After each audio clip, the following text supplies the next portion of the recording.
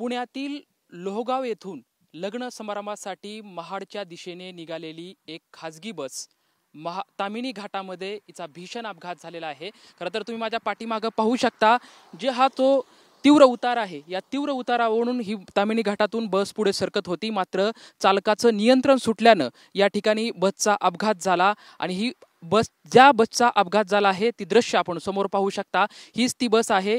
त्या बसचा दुर्दैवी असा या ठिकाणी अपघात झालेला आहे आणि या अपघातामध्ये जागीच 5 लोक ठार झालेले आहेत, तर 25 लोकांना जखमी झाले आहे। या जखमींना मानगाव येथील उपजिल्हा रुग्णालयामध्ये उपचारासाठी हलवण्यात आलेलं आहे। मात्र ज्या 5 लोकांचा दुर्दैवी अपघात झाला आहे त्या 5 लोकांमध्ये 3 महिला आणि 2 पुरुष यांचा समावेश आहे।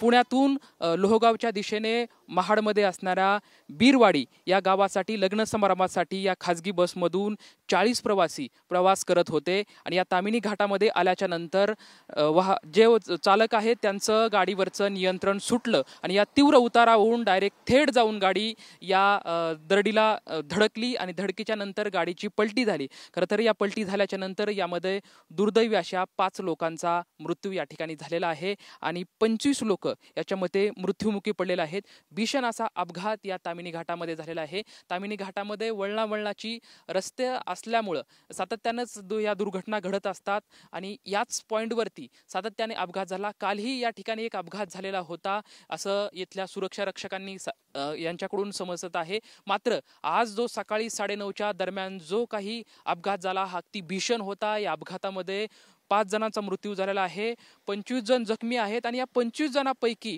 5 जणांची प्रकृती अत्यंत चिंताजनक आहे, कारण की त्यांचा पण आणखी काही मृत्यूचा आकडा वाढू शकतो अशी भीती वर्तवण्यात येत आहे।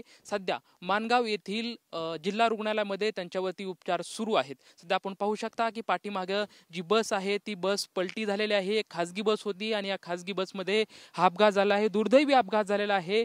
बस अगदी चकनाचूर झालेली आहे। दुर्दैवी असा अपघात या ठिकाणी पाहायला आपल्याला मिळत आहे। कॅमेरामॅन सुशांत राऊत सोबत लक्ष्मण जाधव, TV9 मराठी, तामिनी घाट, मानगाव।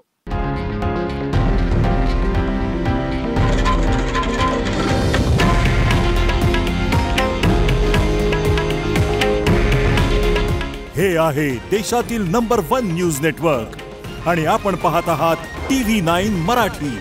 काळजी तुमची, हित महाराष्ट्राचं।